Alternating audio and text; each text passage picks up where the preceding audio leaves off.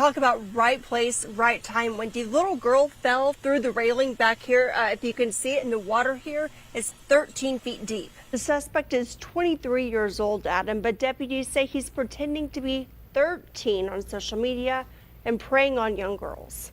Jones police say the fight happened just behind this gate. It started as a public intoxication arrest, but now the guy is facing some serious charges. You know, for now, we're still waiting on police reports. I can tell you that the witnesses we spoke to were very distraught, concerned, and, you know, they're ready for some answers here on what exactly happened.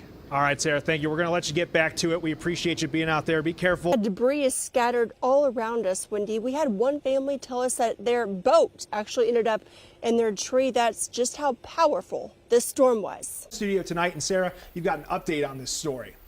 Yeah, Adam, this woman's arrest caught on camera. She's upset because the school stops her from pulling a student from class.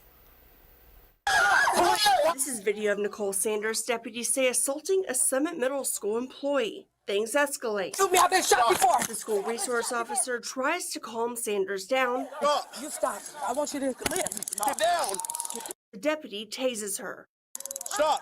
Deputies say minutes earlier, Sanders tries to pick up a student, but that student didn't want to go with her. The female comes to the office and sees the adult female that was there. Immediately kind of gets disturbed by it and goes back. The school sees that disturbance and identifies that, tells the kiddo to go back to school, and then and calls the mother. Deputies say the mom told the school not to let the child leave, and Sanders became aggressive. Everything worked from a security and safety standpoint with all of our protocols. This morning, we're very thankful there were no serious injuries. No students were ever in any danger. This individual never gained access into the school. The school had a great plan in place for protecting these kids.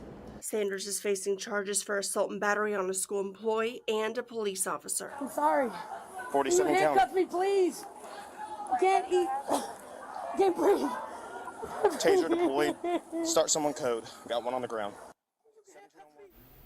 Sanders also claims she put a bomb on campus. Deputies quickly ruled that out, and students able to finish up the school day. Live in the studio, Sarah Smith, Fox 25 News. Can you send someone out to help my officer that's in your Sally Port with one? It's going to be a minute because they're on the floor. They just took up a load. Okay, he's got one that's combative. I need somebody to help him.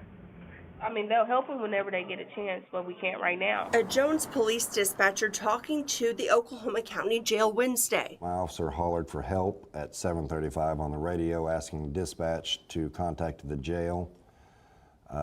Dispatch contacted the jail at 7:36 and was told there was no one to come out and help. They were dealing with something. I got to speak to somebody that's in charge right now. Okay, they're dealing with they're responding to a refusal to lock down, so you're going to have to give them a minute. Jones PD says they were arresting someone they know, William Harrington, for public intoxication. The first time they got to jail, they say Harrington went to the hospital for blood pressure issues. After the all clear from doctors, they took him back to jail. He became combative and stated that he was going to kill himself, trying to slam his head into the concrete. Dispatch called a total of 5 times, the last time getting hung up on.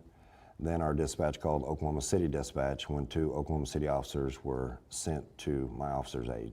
Because the jail wouldn't come down to help, Jones PD says they radioed Oklahoma City.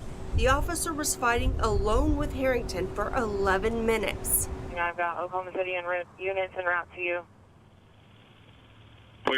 While the officer is okay, the police chief says he's worried about safety. Not only am I concerned about my officer and every officer, but we need to be concerned about the inmate or the person in custody also, because it's our responsibility to make sure they get inside that building safely. A heroic moment caught on body camera. Go. Thank you, sir. Okay, now we're good. Okay. Game-worn Josie Branch rips off his life vest to rescue a 1-year-old girl who fell in the water. Things happen fast. She was just right in front of me, fell in the water, and it felt like I just stood there and watched her for 30 seconds, trying to figure out what to do. Time just slows down when things like that happen. Branch says it was Father's Day weekend. A lot of families with young kids hanging out on this dock fishing. So I was right here, checking fishermen here, and then I just walked back over, and I'd already checked everybody else around the dock at that point. That's when he says the little girl fell in. I jumped in the water after her, and her dad jumped in the water same time, maybe right before me, and just lucky that she came out up top. You know, he ended up grabbing her, and we got lucky that she was good to go. She is live tonight with this story. Sara.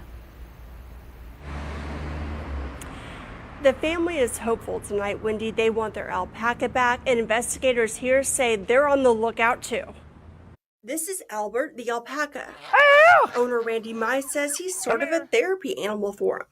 I'm not kidding you. At least 5 or 6 times a day, I would come out and spend time with him. This morning, Mize does his usual roll call for the animals. He lives with his young daughters in Noble off 180th. Right around, you know, make sure the fences or make sure a pig didn't get in where it was supposed to be or whatever.